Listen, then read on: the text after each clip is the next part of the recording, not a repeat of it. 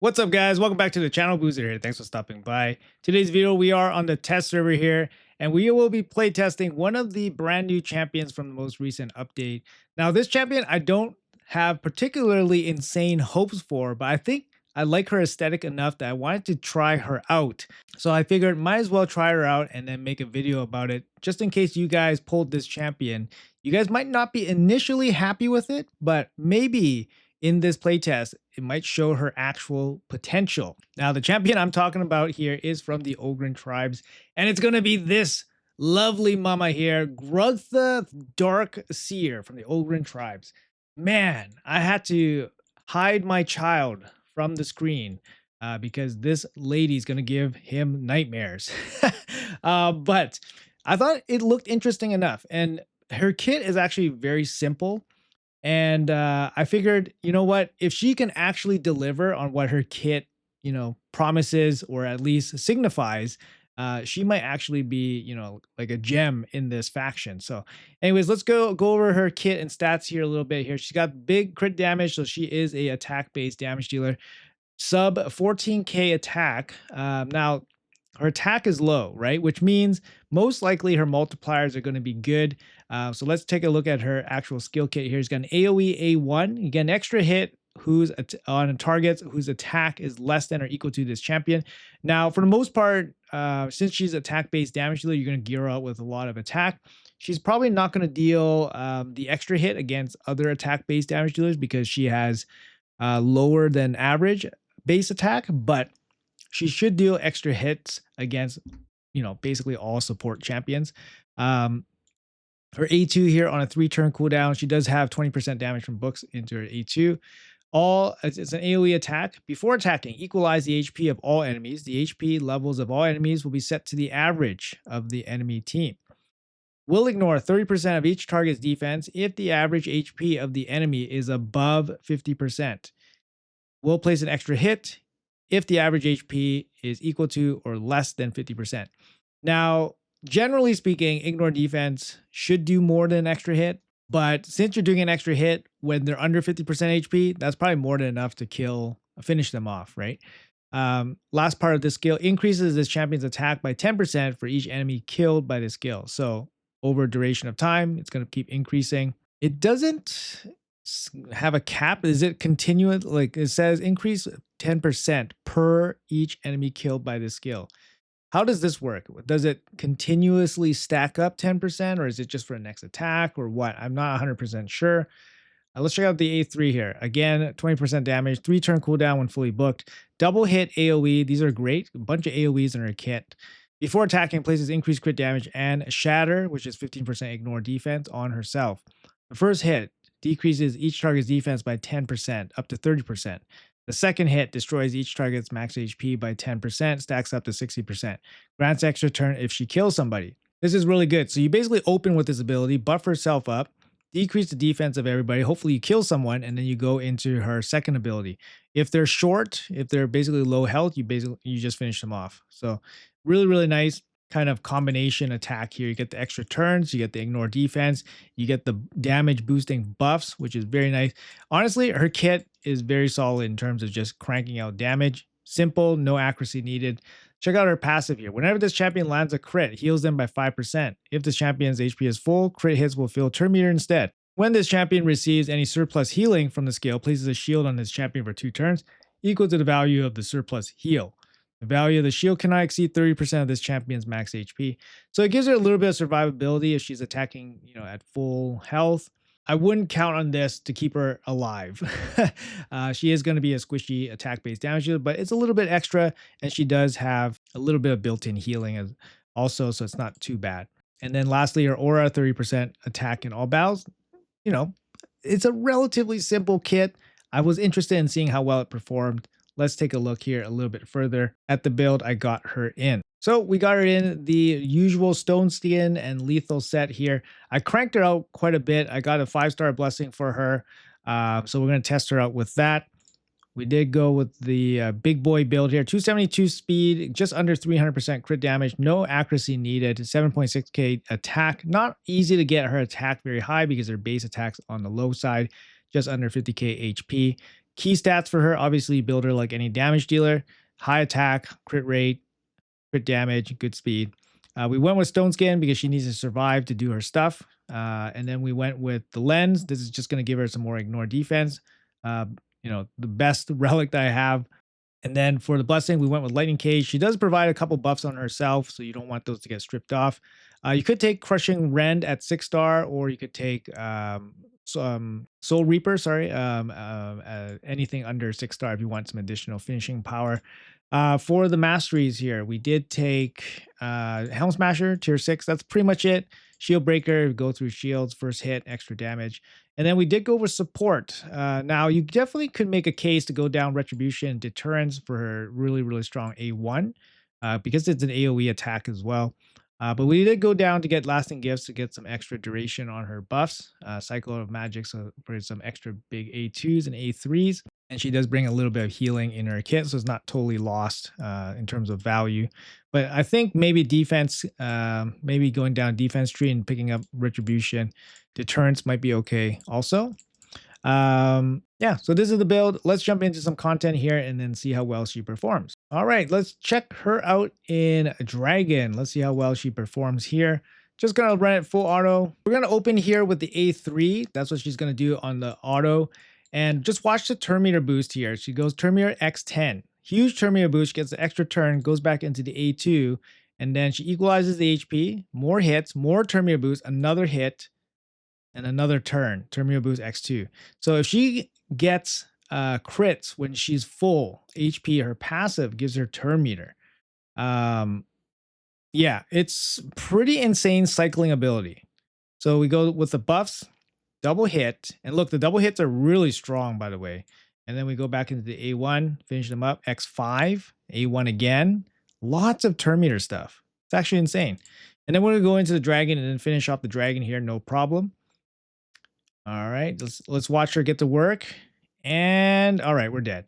So just joking, she's not going to be able to go through a dragon, but honestly, against those waves, lots of turn meter boost, lots of turns, good damage actually. Obviously, we got a really strong build here, but it shows that she does have really, really strong abilities. Quickly jumping here into RSLX, the webpage, we show her multipliers. Her A1 multiplier here is 3.2 by attack. And this is on an A1, on an AoE. This is actually really good because most AoEs on like A2s or A3s, for example, Sun Wukong's AoE attack, I usually use him as an example, is about 4. And Harima's AoE is actually 3.9. So a 3.2 on an A1 with a chance to get an extra hit, so which means it's a 6.4. It's actually a really nice multiplier. And then look at the A2, Suros favored, 4.5x attack, X2. So if you're getting the double hit, you're doing a 9x multiplier AoE attack on this ability. It's crazy. It's actually really, really strong. And then lastly, the A3 here, 2.4 by attack. You do get the extra crit damage. You do get the extra ignore defense. And then it's going to scale up a little bit more because you're destroying the defense. And then you get the extra turn mechanic too. So there's a little bit more going on this ability, but then it's also a double hit. So you're getting a 4.8 already with the attack. So it's a really, really strong multipliers on all her abilities. But her base attack is low. So that's how they balanced it out for her. But based on what I see right now, she should be able to hit relatively hard.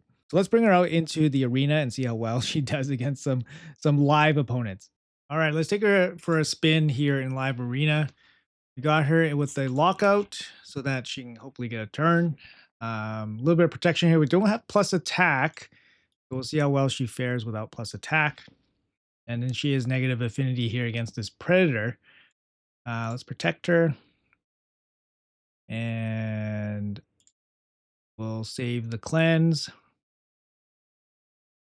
All right, so slow it down for the cameras. Let's see what happens. So we're going to buff ourselves, and then we're going to hit. If we kill the Marius, we're going to get extra turn.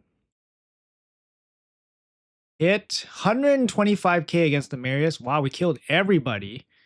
But we're not able to go through this Predator. Stone Skin, of course.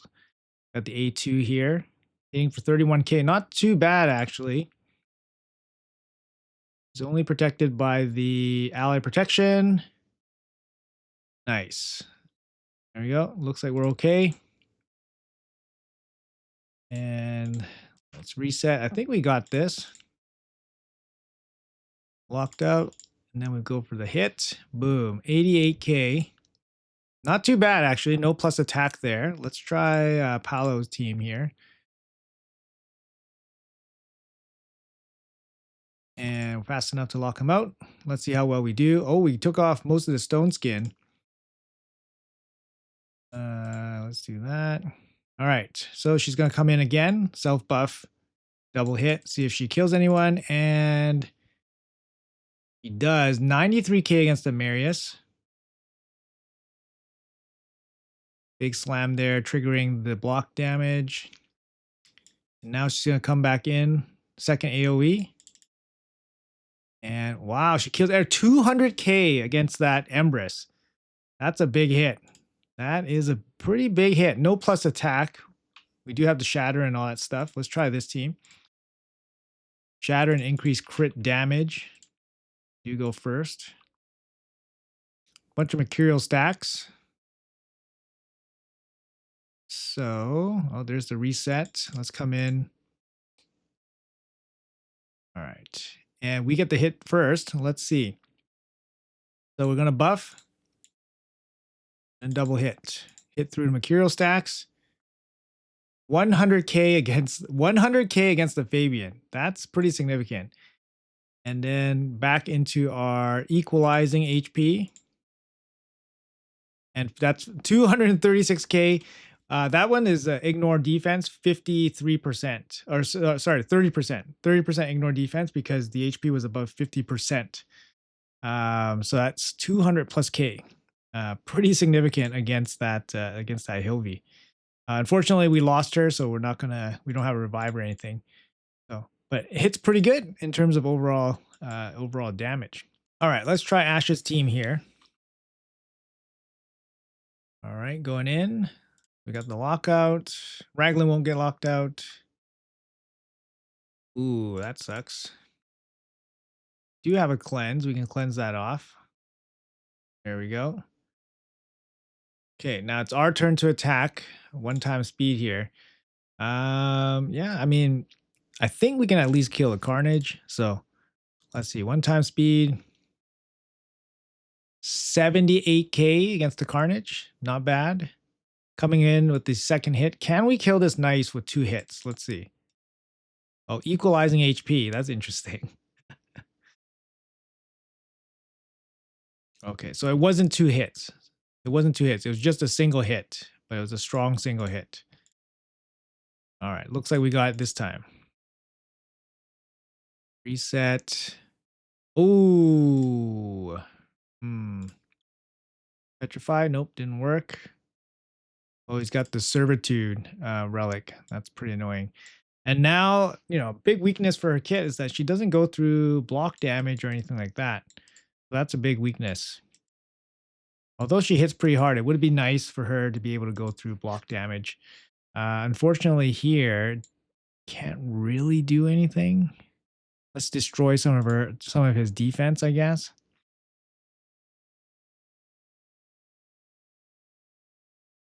All right, let's go. Nice, being really annoying. Okay, at least he's locked out. Decrease crit rate. There it is.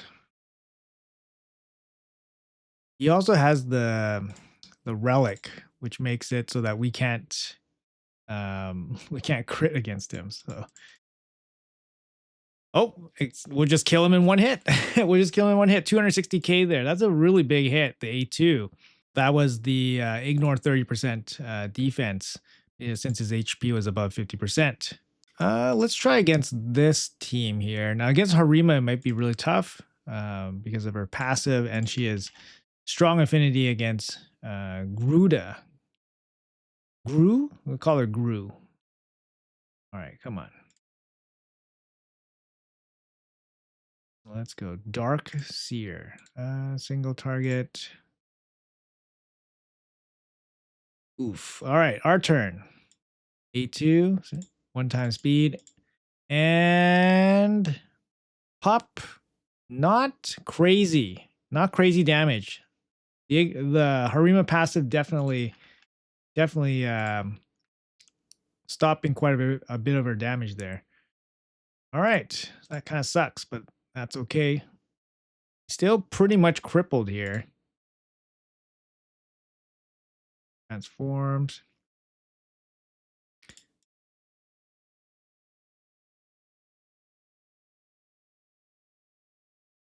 Okay.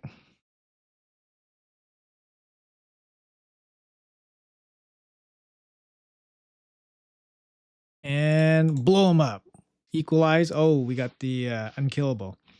But that's going to be it. That's all good. Yeah, so not too bad. I mean, but we definitely saw a reduction in damage there because of the passive, the ignore defense from her passive. All right, let's try this team from MTG Jedi. Jump in here.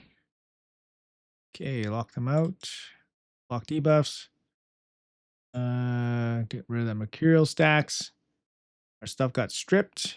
Our turn to blast. And we will blast away. Not too bad. Blast away again. Equalize health. 280k. That A2 is definitely impressive. Definitely impressive. All right. I mean, yeah, it's just a little bit of a little bit plain, I think, especially in this meta where you kind of need champions to do kind of everything. She brings good damage, but you kind of want her to do a little bit more. You want her to go through block damage, unkillable, stone skin even. But the fact that she just kind of just deals damage, not raw damage, but she just brings damage. It does feel a little bit lackluster, although she does do a decent job of bringing damage. The healing's nice. The turn meter stuff is nice. Gives her a chance to get extra turns. We kind of saw in that dragon wave, she was taking lots of turns. She didn't even need to CC anybody, and she was just taking turns, lapping the waves. I like that she has multiple AoEs on all her abilities and multi-hit AoEs as well. But she really needs to do more, right? Like go through shields, block damage, all that stuff. Does she hit hard enough? She actually does hit pretty hard. With plus attack, I'm sure she'd do even better. We were seeing some pretty big hits there, 260, 280, without even plus attack. Now she brings increased crit damage and shatter, so that's going to boost up a lot of her stats, right? And she's running the lens here, so that's 30% ignore defense. With the lethal set, that's 25 plus Helm Smasher. And then, of course, plus her own shatter buff. So it's pretty significant amount of ignore defense. But yeah, if you bring plus attacks, you'd be doing even crazier damage. Maybe something like 6-star, like cracking roots could help her go through stone skin or something. But to me, it does feel like she is a generic damage dealer, unfortunately. But at least she can hit. So if you need her to kind of hit hard in Ogyrn tribes, she can kind of do it. So at least in that regard, she does solid. She does solid. But in today's arena meta, you definitely want your champions, your investments to do a little bit more than just hit hard. Anyways, guys, that's going to be it for this showcase for Grugtha Darkseer. Hopefully you guys enjoyed it. A little bit of a fun one. I didn't really expect her to be like top tier, but her kit was straightforward enough. And I just wanted to see if she was able to hit hard. And yes, she can hit hard. But you guys let me know in the comments below what you guys think about her. Do you have her? She's one of the newer champions. If you guys have her, will you guys build her out over other champions? I guess the Ogyrn Tribe's not very strong or stacked. So maybe she's worth using over others for faction wars, for example. But yeah, you guys let me know in the comments below if she's worth building out. Hopefully this video was informative for you guys. Thanks for watching until the end. Have a great day, and I'll see you guys in the next video.